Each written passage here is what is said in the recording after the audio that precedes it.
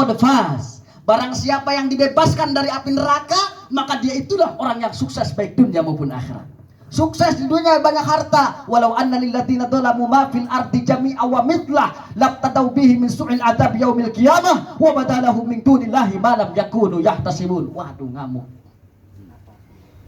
Seandainya ada orang kaya di Kota Baru, kekayaannya seluas langit dan bumi, bahkan 2 kali lipat kata Allah, maka pasti orang kaya tersebut ketika dia meninggal dunia, sementara dia hidup dan zalim di dunia, dia akan memberikan semua hartanya kepada malaikat neraka untuk menyogok siksa Allah.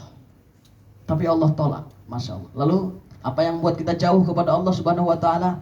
Apakah karena baru punya mobil 1-2 kita membuat itu yang membuat kita jauh kepada Allah Subhanahu wa Ta'ala? Apakah karena rumah 2-3 tingkat yang membuat kita lupa dengan Allah Subhanahu wa Ta'ala? Na'udzubillahi min dzalik. Allah Maha Kaya. Maka marilah kita kembali dengan adanya takziah ini. Mudah-mudahan hati kita tersentuh, hati kita terenung, dan mudah-mudahan kita berpikir, oh, besok kita pun akan menyusulnya. Dan siapa orang yang akan mendoakan kita? Masya Allah Pak, alangkah indahnya apabila kita punya anak Pak. Kita punya anak tersebut bisa ngaji, bagus ibadahnya, kemudian kita menghadap Allah Subhanahu wa Ta'ala. Anak kita yang memandikan kita, anak kita yang mensolatkan kita. Masya Allah, ini impian semua orang, baik itu preman, orang kaya, orang miskin. Itu impiannya adalah puncak daripada impian segalanya.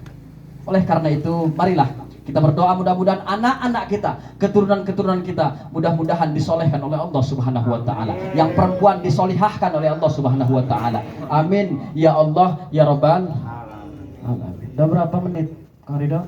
5 baru 5 menit. Bapak Ibu yang dimuliakan oleh Allah Subhanahu wa Ta'ala, dalam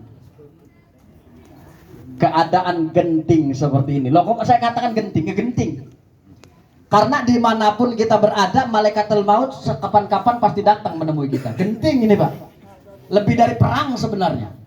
Makanya para ulama ketika dia membaca Al-Quran, mohon maaf Pak, ulama besar, kiai besar, kiai yang paham, dia jarang baca Quran Pak. Kenapa? Bukankah bacaan Al-Quran itu ibadah? Benar. Tapi dengan baca Al-Quran dia banyak menangis, dia merenung. Masya Allah, ketika membaca ayat azab, dia berdoa kepada Allah untuk keluarganya, untuk sanak saudaranya. Ketika mendapat surga, membaca ayat surga, dia berdoa pun kepada Allah Subhanahu wa Ta'ala. Masya Allah, banyak perenungan. Maka mudah-mudahan sekali lagi kita renungkan malam ini Pak. Mohon maaf, yang bicara ini belum tentu lebih baik Pak. Saya bisa berbicara di hadapan bapak-bapak sekalian, di hadapan ibu-ibu sekalian, mohon maaf, karena Allah masih menutupi aib saya. Kalau Allah membuka aib kita masing-masing, mohon maaf Pak, tidak ada orang yang mungkin mau berteman dengan kita.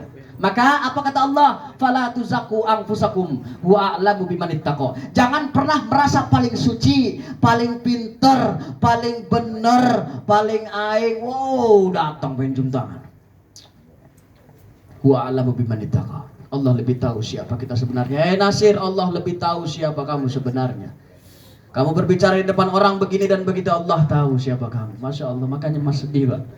Masya Allah. Oleh karena itu yuk kita bareng-bareng Pak. Ceramah ini sebenarnya untuk diri saya pribadi Pak. Walaupun saya diundang ke sini, saya ceramah di depan bapak-bapak, mohon maaf, ini mah bukan lagi nyeramahin bapak-bapak, ibu-ibu, tapi ini ceramah untuk diri saya sendiri. Karena dakwah itu benar kata jamaah, dakwah itu bagaikan lampu. Lampu itu bukan menerangi kita, tapi lampu itu menerangi dirinya sendiri. Kalau lampu itu menerangi kita, maka dia akan ikut kemanapun kita pergi. Maka berbicara dakwah itu adalah seperti lampu yang menerangi dirinya sendiri. Saya ceramah malam acara 7 malam atau acara 7 hari.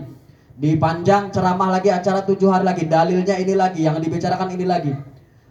Berapa tempat yang saya bicarakan tentang kematian, telinga saya mendengarnya sejumlah tempat yang saya singgahi. Sementara bapak-bapak di sini cuma 1 kali mendengar apa yang saya sampaikan. Oleh karena itu, ceramah ini, dakwah ini khusus untuk yang berbicara Pak, bukan untuk bapak-bapak dan ibu-ibu sekalian. Udahlah, nggak usah banyak-banyak ngaji di sini mah, di Kota Baru mah, karena udah alim semua insya Allah. Kalau di Pilar mah, oh